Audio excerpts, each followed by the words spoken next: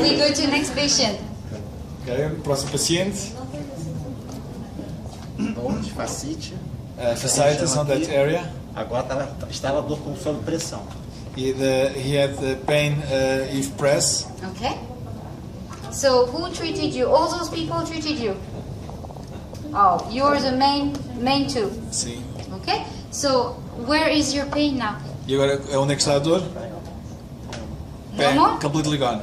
Congratulations. Did you give them 5? Yeah. Yes. Okay.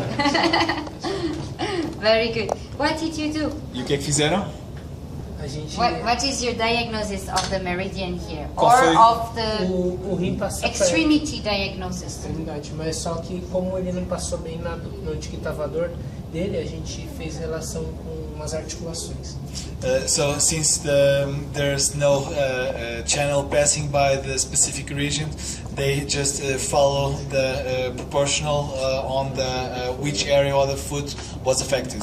Yes, so you consider this is more the tie-in area of the foot. Yeah.